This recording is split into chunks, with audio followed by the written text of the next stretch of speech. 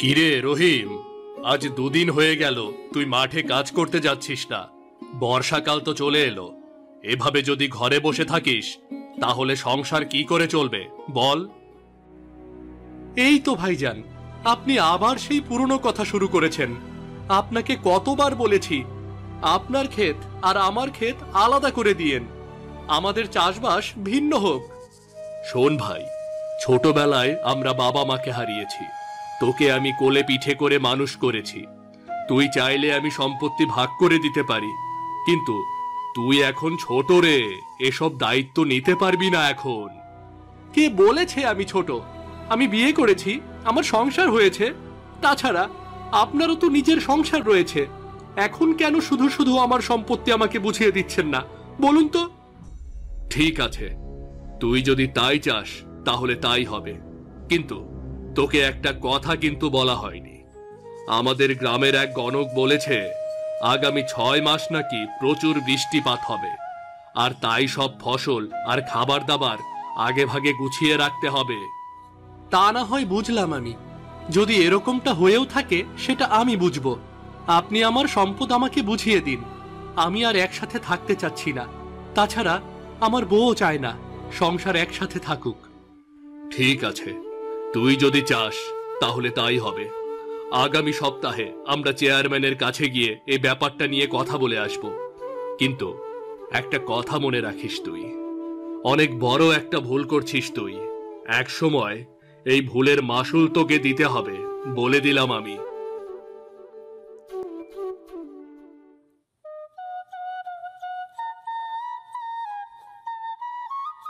কি গো, এত তাড়াতাড়ি ফিরে এলেছে? তোমাকে দেখে মনে হচ্ছে মনটা অনেক খারাপ। কি আর বলবো বলো, নিজের ছোট ভাই যদি এমন করে কথা বলে তাহলে কেমনটা লাগে বলো? রহিম তোমাকে আবার কি বলেছে? নিশ্চয়ই সম্পদ ভাগ করে দেবার কথা বলেছে। তোমাকেও বলিহারি চাই, ওর সম্পদ ওকে বুঝিয়ে দিতে তোমার আপত্তি কোথায়? আমার কোনো আপত্তি নেই, কিন্তু আমার কথা হচ্ছে ওর বয়স এখনো অনেক কম, ওর স্ত্রীও যথেষ্ট বুদ্ধিমতী নয়। আমি যদি এই সম্পত্তি ওকে দিয়ে দেই তাহলে ও বিক্রি করে এগুলো নষ্ট করবে।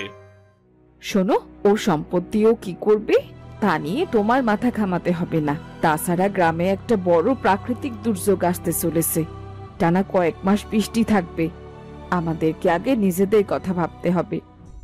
তা তুমি একদম ঠিক কথা বলেছ, কি করে কি করব সেটাই বুঝতে পারছি না। টানা কয়েক মাস যদি বৃষ্টি হয় তাহলে ফসল সব নষ্ট হয়ে যাবে, জমিতে পানিও থাকবে। ঈশ্বর যখন এত বড় দুর্যোগ দিয়েছেন, তিনি নিশ্চয়ই একটা উপায় বার করে দেবেন। আমাদের শুধু মনোবল ঠিক রাখতে হবে, বুঝলে? ভাবছি আগামী সপ্তাহে চেয়ারম্যানের সাথে কথা বলে এই সম্পদগুলো বুঝিয়ে দেব। আমি আর এত অপমান নিতে পারছি না, ও সম্পত্তি দিয়ে যা ইচ্ছে তাই করুক। হ্যাঁ গো হ্যাঁ, আমি তোমাকে আগেই বলেছি ওর সম্পদ তুমি ওকে বুঝিয়ে দাও। এই ব্যাপারে আমরা একটা কথাও বলবো না। ঠিক আছে, এখন আমাকে দুটো ভাত খেতে দাও, সারাদিন পেটে একটা দানাও পড়েনি। তুমি বরং গোসল সেরে এসো, আমি তোমাকে খাবার দিচ্ছি।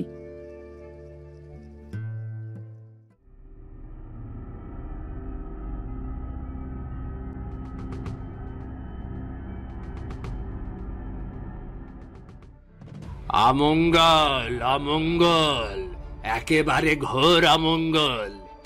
গ্রামের পরিস্থিতি একদম ভালো মনে হচ্ছে না, যে কোনো সময়ে তুমুল বর্ষণ শুরু হতে পারে। ও গণক মশাই, আপনি আমাদেরকে একটা বুদ্ধি দিন, কি করে এই প্রাকৃতিক দুর্যোগ থেকে গ্রামের মানুষকে রক্ষা করব। আমার মাথায় তো কিছুই ঢুকছে না। তোর কপালে যা লেখা আছে না তাই হবে। তুই চাইলেও এসব থেকে নিজেকে বাঁচাতে পারবি না। তবে হ্যাঁ, এমন কিছু কর যাতে ক্ষয়ক্ষতির পরিমাণ কিছুটা হলেও কমে যায়। আচ্ছা বাবা, ঠিক আছে, কিন্তু কি করলে ক্ষতির পরিমাণ কমবে সেটাই তো বুঝতে পারছি না। তোদেরকে প্রথমে যা কাজ করতে হবে তা হলো সব ফসল আগে থেকে মজুত রাখতে হবে। কমপক্ষে 6 মাসের খাদ্য এমন ভাবে লুকিয়ে রাখবি যেন সেখানে বর্ষার পানি না প্রবেশ করতে পারে। আর এই 6 মাস এই খাবার দিয়ে চালাতে হবে। ঠিক আছে, আপনি যা বলবেন তাই হবে। আমি আগামীকালই সমস্ত গ্রামবাসীকে এখানে আসতে বলবো। আমি এবার তবে যাই। যে কদিন এই গ্রামে এরকম বৃষ্টিপাত হবে সে কদিন আমি অন্য কোথাও গিয়ে থাকবো। এ গ্রামে আর আসবো না। আমাকে তোরা বিদায় দে।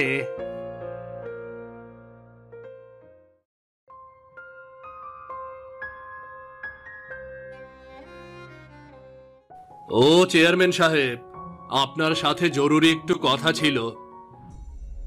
ও, এখন আবার কি কথা? দেখতেই তো পাচ্ছিস আমি খুব ব্যস্ত আছি। এখন আবার আমার সাথে কথা বলতে হবে তোদের? চেয়ারম্যান সাহেব, আমরা 2 ভাই সিদ্ধান্ত নিয়েছি জমি সম্পদ নিজেদের মধ্যে ভাগাভাগি করে নেব। এই যে তোর মতো হতচ্ছাড়া ছেলে আমি আমার জীবনে দেখিনি। যে ভাই তোকে মানুষ করলো, পড়াশোনা করালো, আর তুই কিনা সে ভাইয়ের কাছ থেকে জমি নিয়ে যেতে চাচ্ছিস? তুই তো অনেক স্বার্থপর রে। ইয়ে মানে আমি কি করব চেয়ারম্যান সাহেব, বিয়ে করেছি, নিজের সংসার হয়েছে। এখন যদি আপনি একটু সময় করে আমাকে ভাগ করে দিতেন জমিগুলো, তাহলে খুব উপকার হতো। আচ্ছা বাবা, ঠিক আছে। তোরা যখন সিদ্ধান্ত নিয়েছিস, আগামী সপ্তাহে তোদের যা কিছু আছে আমি ভাগ করে দিচ্ছি। এই নিয়ে আর কোনো কথা শুনতে চাই না। এবার তোরা বিদায় হ। যা যা, বিদায় হ।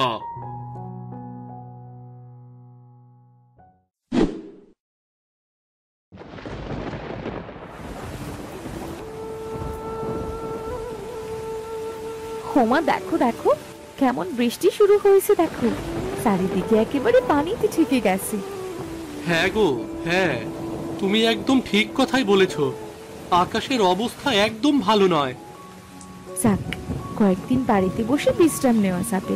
তুমিও বাইরে বের হইও না। আমরা ঘরে বসে অনেক আনন্দ করব।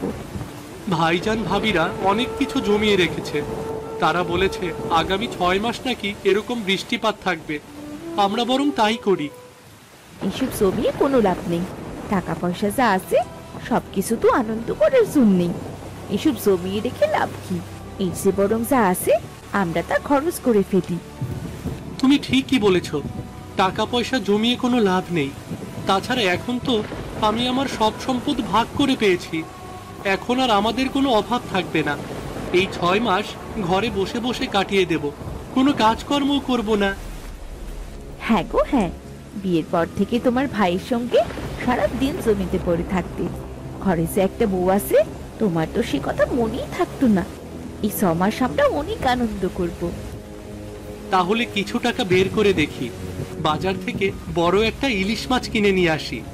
বর্ষার দিনে ইলিশ মাছ ভাজা খাওয়ার মজাই অন্যরকম। আরে বাহ, তুমি একেবারে আমার মনের কথাটাই বলেছো। তাহলে ইলিশ ভাজা আর ভুনা খিচুড়ি রান্না করি। আজ মাছ ভাজা দিয়ে খিচুড়ি খাবো।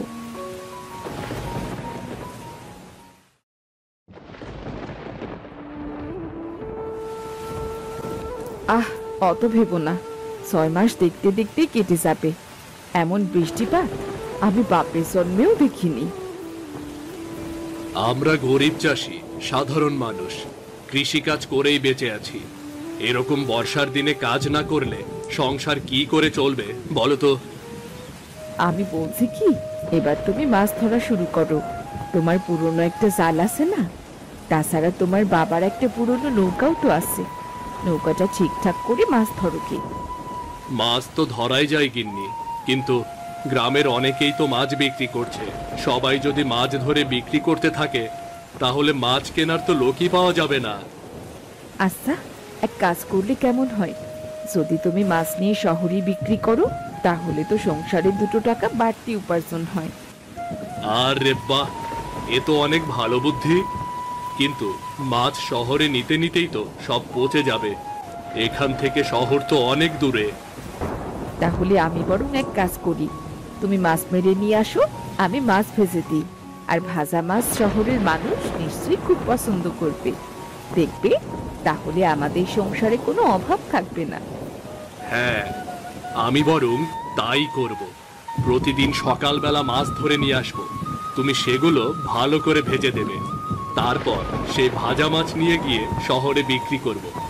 একটু পরিশ্রম হয়তো বেশি হবে, কিন্তু কটা টাকার মুখ তো দেখা যাবে। একদম ঠিক কথাই বলেছো। তাহলে আর দেরি না, আগামীকাল সকালবেলায় বের হয়ে যাও। আজকে বরং পুরনো জাল আর নৌকাটা ঠিক করে ফেলো।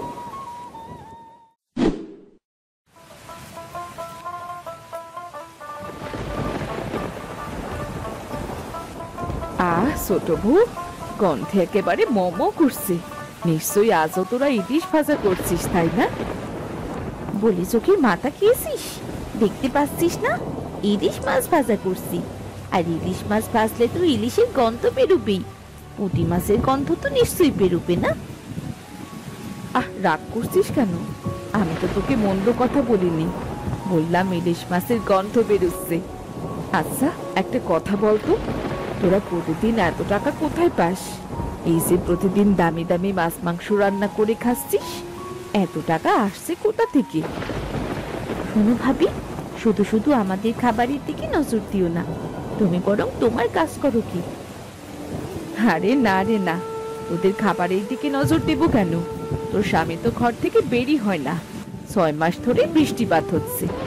এভাবে সারাদিন বসে না থেকে ভাইয়ের সাথে গিয়ে কাজ করলেও তো পারে। আচ্ছা বাবা, আমাদের সংসার নিয়ে তোমারও তো মাথা ব্যথা কেন?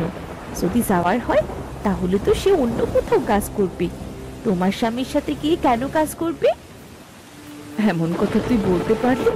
আমার স্বামী তার আপন ভাই, 2 ভাই মিলে যদি উপার্জন করে তাহলে খারাপ কিসের? শোনো, আমি তোমার মতো এত লোভী নই যে বৃষ্টির দিনেও কাজ করতে বের হতে হবে। আমরা ঘরে বসে আনন্দ করতেই পছন্দ করছি, আর এভাবেই সময় কাটাচ্ছি, বুঝলে? শোন ভাই, একটা কথা আছে, বসে খেলে রাজভান্ডারও ফুরিয়ে যায়। এভাবে বসে থাকলে তোদের জমানো সবকিছু শেষ হয়ে যাবে। দেখতে পাচ্ছিস না, তোর বড় ভাসুর শহরে গিয়ে মাছ বিক্রি করছে। ওই যে বললাম, তোমরা তো অনেক লোভী, আর তাই তো শুধু টাকা উপার্জনের চেষ্টা করো।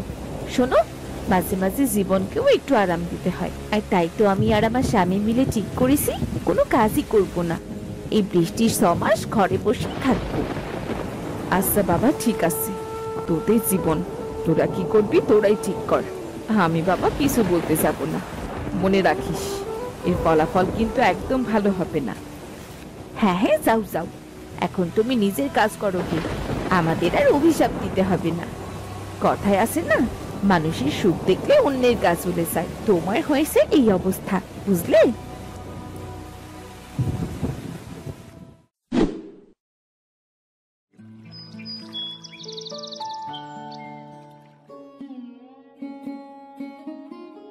মাছ নেবেন? মাছ, দামি দামি মাছ আছে, দারুণ মজার ভাজা মাছ।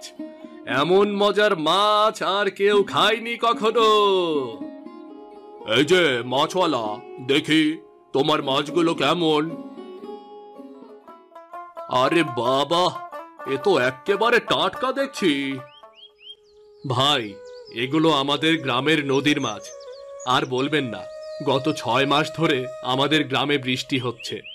বৃষ্টি কিছুতেই থামছেই না। গ্রামের সব ফসল নষ্ট হয়ে গেছে। আমরা মাছ ধরেই জীবন চালাচ্ছি। এতদিন তো তোমাকেই খুঁজছিলাম। তুমি কি আমার হোটেলে প্রতিদিন কিছু মাছ দিতে পারবে? তাহলে আমি তোমাকে অনেক নগদ টাকা দেব। আরে বাহ, তাহলে তো খুব ভালো হয়। আমি বরং আপনার হোটেলের জন্য প্রতিদিন কিছু মাছ ভাজা নিয়ে আসব। ওগুলো আপনি আমার কাছ থেকে কিনে নিতে পারবেন, কেমন? ওই যে কথায় বলে না, কারো পৌষ মাস কারো সর্বনাশ। তোমাদের গ্রামে বৃষ্টি শুরু হওয়াতে আমার হোটেলের ব্যবসা কিছুটা বেড়ে গেল। তাহলে আগামীকাল থেকে আমি আপনার হোটেলের জন্য মাছ ভাজা নিয়ে আসব। এই ভাজা মাছ বিক্রি করেই আপনি বাড়তি টাকা উপার্জন করতে পারবেন। হ্যাঁ হ্যাঁ, তাই বরং নিয়ে এসো।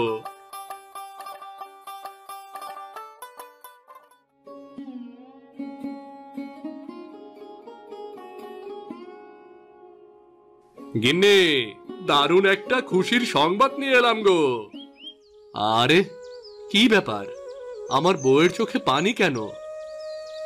ও কিছু না, চোখে পোকা পড়েছে, তাই চোখে পানি চলে এসেছে। তা কি হয়েছে, আপনাকে আজ এত খুশি দেখাচ্ছে?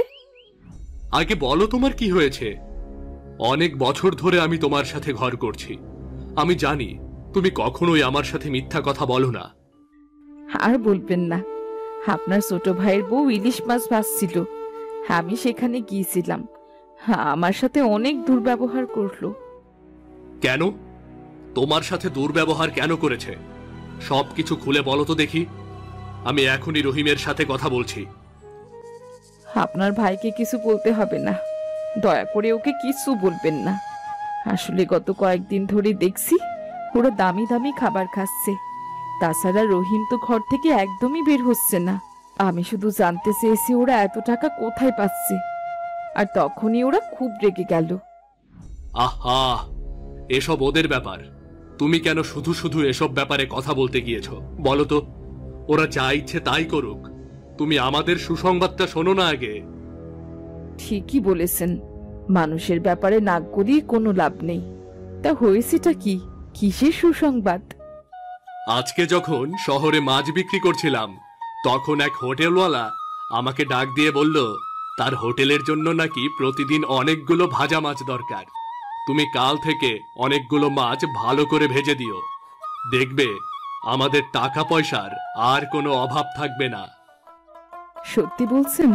আরে বাহ, এ তো খুব ভালো কথা। কাল সকালবেলা আপনি বেশি বেশি করে মাছ ধরে আনবেন, তারপর সেই মাছ কেটে ভালোভাবে ভেজে দেব আমি। ঠিক আছে, তা দেখা যাবে। আমাকে একটু বিশ্রাম নিতে দাও, শরীর খুব ক্লান্ত হয়ে আছে।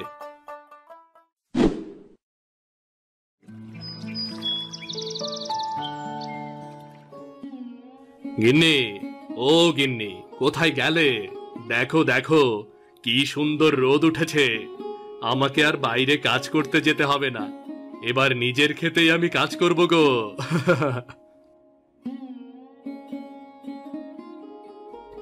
হ্যাঁ, খুব ভালো কথা। দেখলেন তো, 6 মাসে আমরা পরিশ্রম করে কত টাকা জমিয়ে ফেলেছি। এই টাকা দিয়ে আমরা নতুন জমি কিনবো, নতুন ঘর কিনবো, আমাদের অভাব দূর হয়ে গেছে।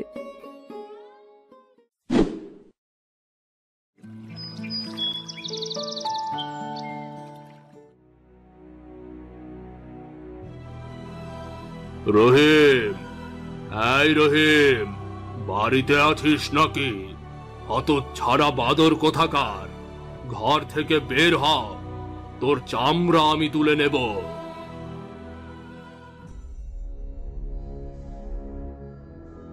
চেয়ারম্যান সাহেব, কি হয়েছে?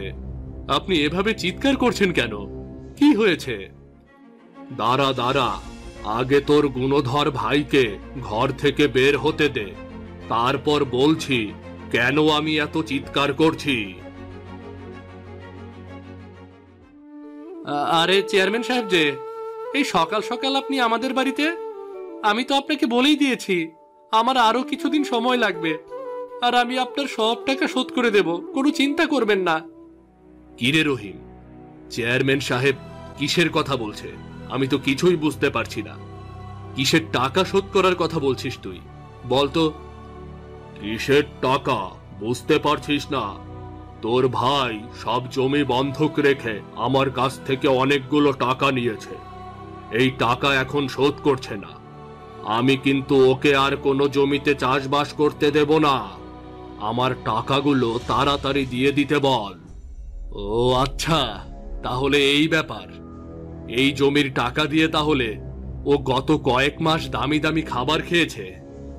আমি তো ভাবতেই পারছি না এসব। কত বড় অপদার্থ একবার চিন্তা করে দেখ। জমি থেকে ঋণ নিয়ে বসে বসে খেয়েছে, বউ নিয়ে আনন্দ ফুর্তি করেছে, আর এখন কি না টাকা শোধ করার বেলায় শোধ করছে না। আমরা সত্যি অনেক বড় ভুল করে ফেলেছি। আমার বড় ভাসুর আর তার বউ দুজনে মিলে কষ্ট করে টাকা রোজগার করছিল, আর তখন কিনা আমরা আনন্দ ফুর্তি করেছি, জমানো সব টাকা নষ্ট করেছি। আর তাই তো আজকে আমাদের এমন একটা দিন দেখতে হলো। আমার এত কথা বলার সময় নেই। আর আমি 1 মাসের মধ্যে আমার সমস্ত টাকা চাই। সমস্ত টাকা শোধ করবি, তা না হলে তোর সব জমি আমি দখল করে নেব। ভাইজান, আপনি আমাকে ক্ষমা করে দিন। আপনার কাছ থেকে সমস্ত জমি নিয়ে নেওয়া আমার ঠিক হয়নি, তাই তো আমার জীবনে এমন দুঃসময় এসেছে। আমি তোমার বউকে অনেক সাবধান করেছিলাম, এভাবে অযথা টাকা নষ্ট করো না। আমার তো কোনো কথাই শোনোনি, বরং আমার সাথে দুর্ব্যবহার করেছো। আমরা সত্যি অনেক বড় ভুল করে ফেলেছি। এইভাবে টাকা অপচয় করা আমার একদম উচিত হয়নি। এতগুলো টাকা শোধ করার একটাই উপায় আছে, শহরে গিয়ে তুই মাছ ভাজা বিক্রি কর। আমি গত 6 মাস ধরে মাছ ভাজা বিক্রি করে অনেকগুলো টাকা জমিয়ে ফেলেছি। এছাড়া আর কোনো উপায় নেই, বুঝলি? আপনাকে অনেক ধন্যবাদ ভাই। আমি আগামীকাল ভোরবেলা থেকে মাছ ধরব, তারপর আমার স্ত্রী সেগুলো ভেজে দেবে। আমি শহরে গিয়ে বাড়তি কিছু টাকা উপার্জন করব।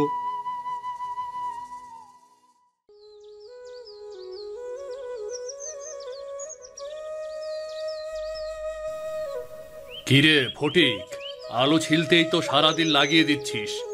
বাকি সবজিগুলো কাটবি কখন? রান্না চড়াবি কখন?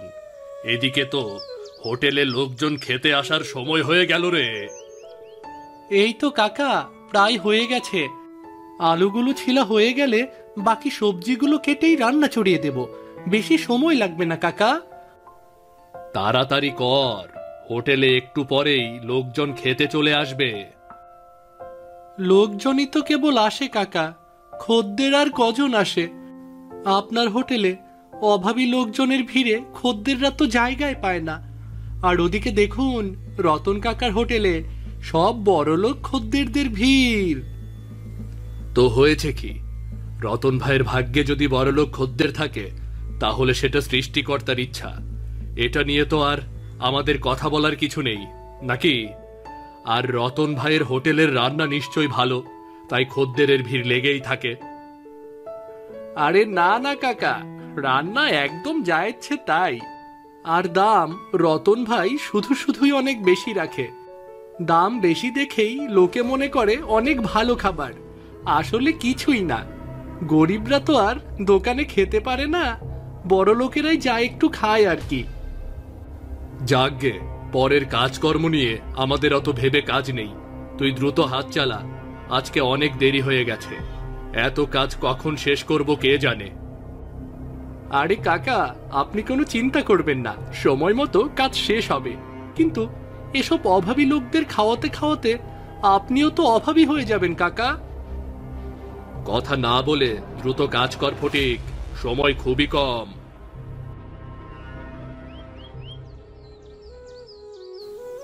আরে রতন ভাই যে, কেমন আছেন? তা এদিকে হঠাৎ কি মনে করে? এদিক দিয়ে যাচ্ছিলাম, ভাবলাম তোমাদের হোটেলটা একটু দেখে যাই। তা দুপুরের রান্নার প্রস্তুতি নিচ্ছ বুঝি? হ্যাঁ রতন ভাই, খদ্দের তো আসার সময় হয়ে গেল। আজ আমাদের কাজকর্ম দেরি হয়ে গেছে। অন্যদিন এ সময়ে রান্না চড়ানো হয়ে যেত। তা রান্নার আয়োজন তো ভালোই দেখছি।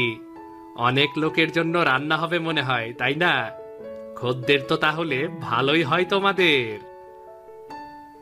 এই তো রতন ভাই, যা হয় তা মন্দ হয় না, আমাদের চলে যায় ঠিক মতো আর কি। বেশ বেশ বেশ। আরে আসুন আসুন, ভেতরে এসে বসুন। রান্না কিছুক্ষণের মধ্যে হয়ে যাবে, বসুন। আরে রহিম, এই লোককে ভেতরে ডাকছো কেন? এই লোককে দেখেই তো মনে হচ্ছে গরিব, অভাবী। খাবারের দাম দেওয়ার মতো টাকা ওর কাছে নেই, সেটা তো দেখেই বোঝা যাচ্ছে। ভাই, ও ভাই, আমার কাছে খুব বেশি টেহা নাই। আমি শুনছি আপনার এই হোটেলে সহজেই সুলভ মূল্যে খাবার পাওয়া যায়, তাই আমি এই হোটেলে খাইতে আইছি। আমার কাছে কয়টা টাকা আছে, তা নিয়ে আমারে কয়টা খাবার দেন না ভাই, আমার খুব খিদা লাগছে। দেখেছ, বলেছিলাম না এই লোক গরিব, খাবারের দাম টাম দিতে পারবে না। এসব লোককে তো দেখলেই বোঝা যায়। এরা যে চেয়ে চিনতে খাওয়া মানুষ, তুমি এসব লোককে হোটেলে জায়গা দিচ্ছ কেন? আমি জেনে বুঝেই তাকে হোটেলে আসতে বলেছি রতন ভাই। ওনাকে সামান্য একটু খাবার খাওয়াতে পারবো, সেটা তো আমার সৌভাগ্য। আসুন ভাই আসুন, আপনি ভেতরে আসুন। আমাদের ক্ষমা করবেন, রান্না শেষ হতে খানিকক্ষণ দেরি হবে। আপনি ততক্ষণ বসে একটু বিশ্রাম করুন। না না ভাই, কোনো সমস্যা নাই। আমি যে পেট পুইরা খাইতে পারমু, আমি এতেই খুশি। অপেক্ষা করতে আমার কোনো অসুবিধা হইব না।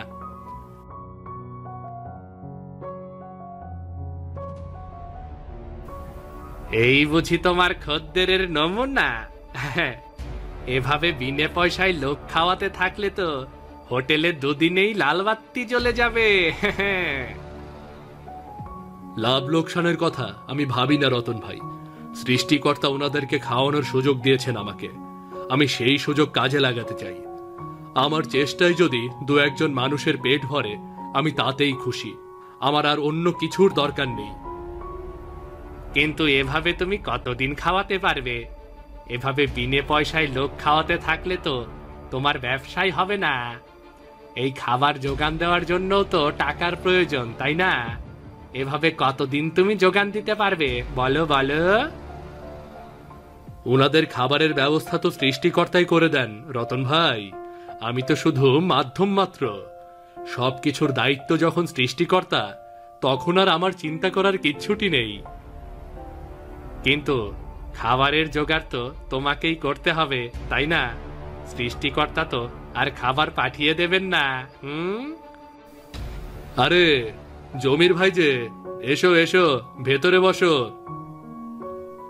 না রহিম ভাই, বসবো না। আপনার হোটেলের জন্য ছোট কর্তা কিছু চাল ডাল পাঠিয়ে দিলেন। আরে তুমি বিশিষ্ট ব্যবসায়ী আমজাদ আলীর কর্মচারী না? তা চাল ডাল বুঝি আমজাদ আলী পাঠিয়েছেন? জি, আমার ছোট কর্তা প্রায় রহিম ভাইয়ের হোটেলের জন্য চাল ডাল পাঠিয়ে দেন। ভালো ভালো, বেশ ভালো। রহিম ভাই, চাল ডালগুলো রেখে দিন, নিন। হ্যাঁ জমির ভাই, তুমি বস্তাটা রেখে যাও, আমি পরে সব গুছিয়ে রাখবো। আচ্ছা ঠিক আছে রহিম ভাই।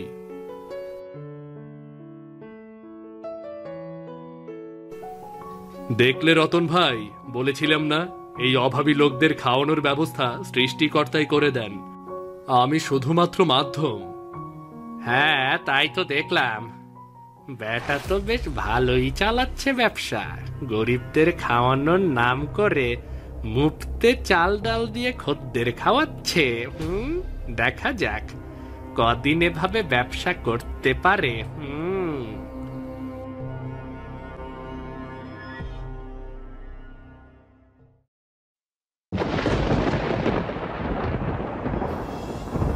দিন কেমন খারাপ করছে, আকাশের হাবভাব তো দেখে মনে হচ্ছে একটা ভয়ঙ্কর ঝড় হবে। যাই, ঝড় বাদল শুরু হওয়ার আগেই তাড়াতাড়ি হোটেলে চলে যাই।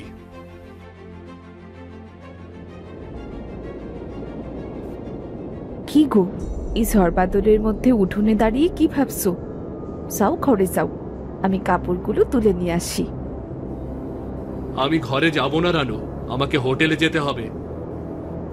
হোটেলে যেতে হবে এই ঝড় বাদলের মধ্যে? কি বলছো কি তুমি? এই ঝড় বাদলের মধ্যে তোমার হোটেলে ভাত খেতে কে আসবে শুনি? কেউ না কেউ তো আসবেই রানু, কত লোক আছে। আর কোনো খদ্দের না এলেও গরিব দুঃখী অভাবী মানুষ তো আসতে পারে, তাই না? হয়তো এমন কেউ আসতে পারে যার ঝড় বাদলে কোনো থাকার জায়গা নেই, খাওয়ারও জায়গা নেই। দুনিয়ার সমস্ত গরিব দুঃখী অভাবী মানুষকে নিয়ে তুমি কেন এত চিন্তা করো?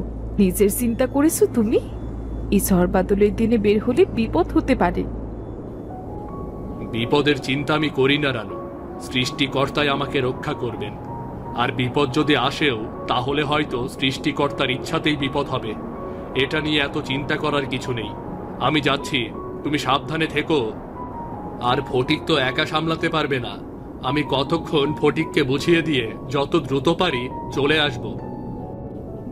আচ্ছা ঠিক আছে, চাপে পুলে যখন মনস্থির করেই ফেলেছো তখন আর কি করা। সাবধানে যেও। হ্যাঁ, আমি যাই। তুমি সাবধানে থেকো।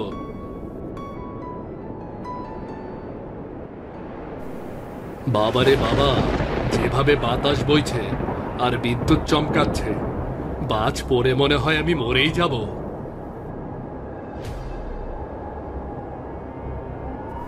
আরে ফটিক, এই ফটিক, কোথায় যাচ্ছিস? দাঁড়া, দাঁড়া।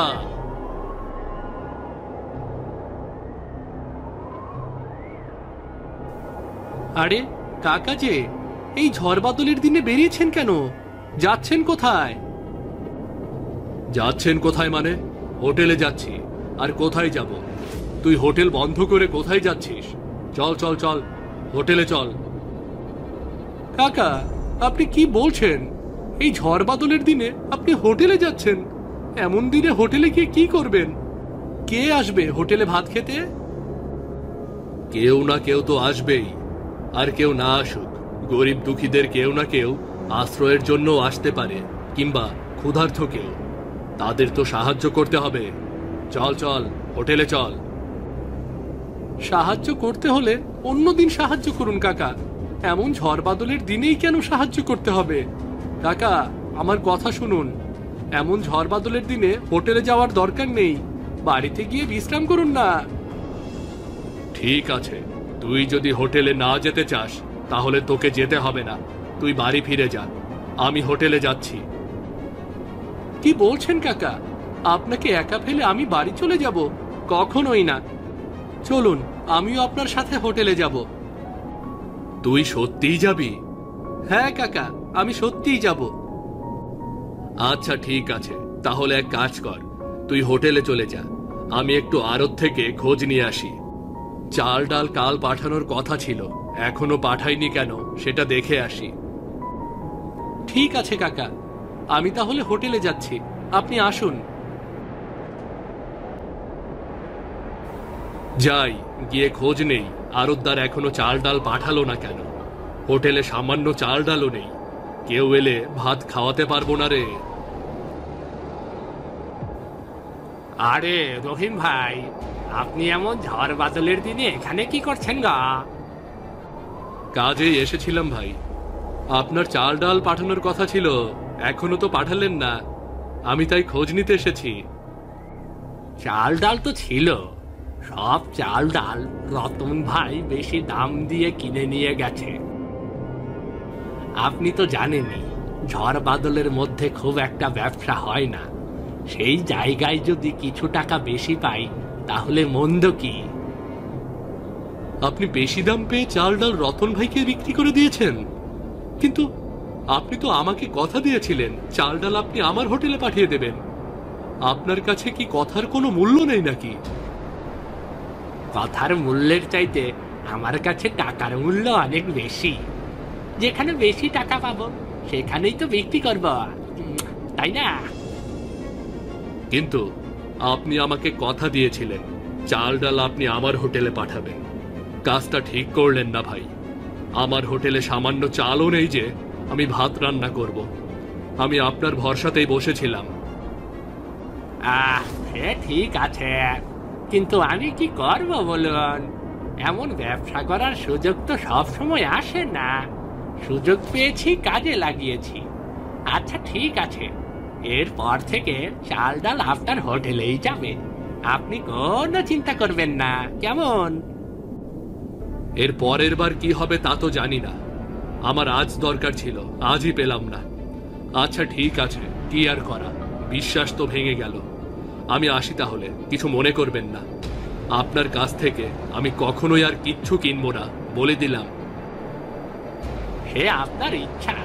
আপনি না কিনলেও রতন মিয়া তো আছেই, সে সব কিনে ফেলবে। আচ্ছা ঠিক আছে, আর কথা বলে কোনো লাভ নেই। যান তাহলে, আমিও তাড়াতাড়ি বাড়ি ফিরে যাই।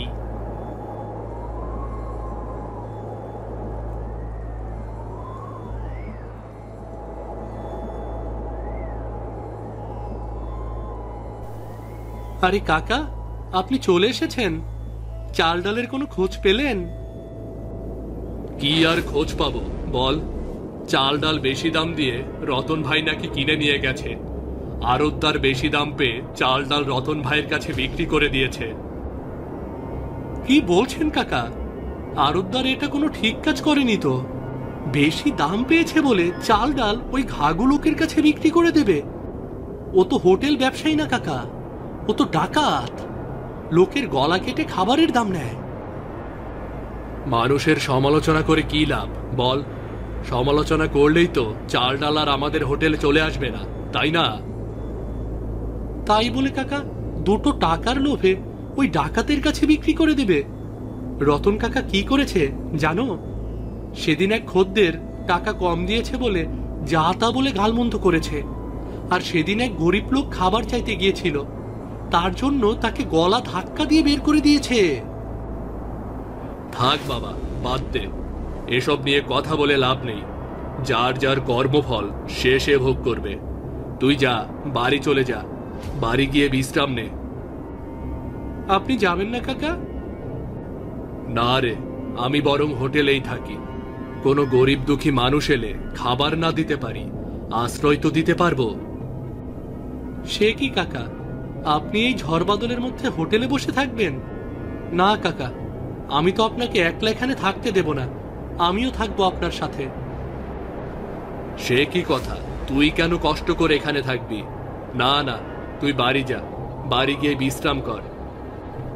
না কাকা, আপনি এখানে কষ্ট করে বসে থাকবেন আর আমি বাড়ি গিয়ে আরাম করব? না কাকা, আমি আপনার সাথেই থাকব। আরে দেখ দেখ, ওই যে একজন লোক এসেছে।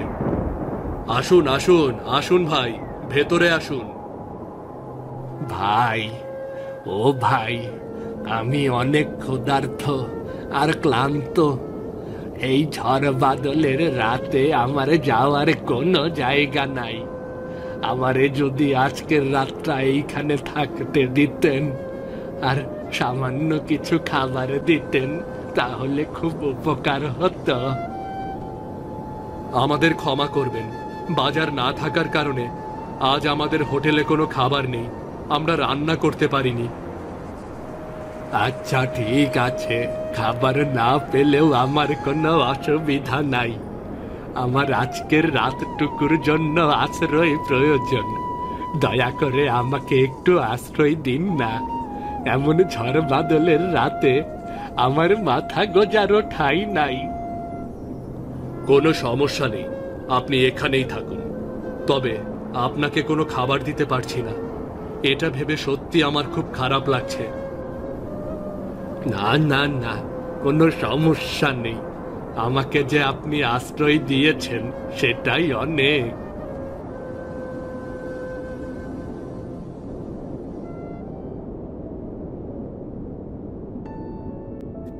কি গো, তোমরা হোটেলে আসো নাকি গো? আরে রানু, রানু, তুমি এমন ঝড় বাদলের মধ্যে এলে কি করে, আর কেনই বা এলে?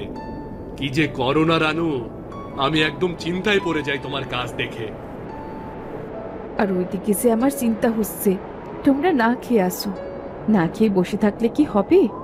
মানুষকে সাহায্য করতে গেলে পেটেও তো খাবার থাকা প্রয়োজন। নাও, কিছু খাবার এনেছি, সবাই মিলে খেয়ে নাও আর অতিথিদের দাও। তুমি কি করে বুঝলে যে আমরা না খেয়ে আছি?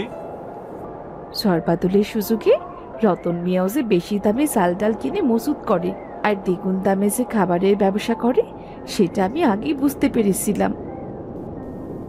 দেখলেন কাকা, রতন কাকাকে শুধু আমি নই, কাকিমাও ভালো মতো চিড়ে ফেলেছে। ও যে কেমন গলা কাটা ব্যবসায়ী সেটা সবাই জানে। হয়েছে হয়েছে, কথা না বাড়িয়ে খেতে বসতো ফটিক। সবাই বসো, আমি খাবার বেড়ে দিচ্ছি।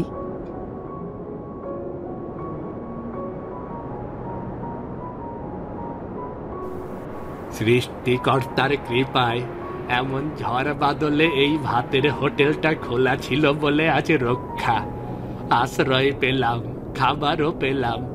আপনাদের অসংখ্য ধন্যবাদ।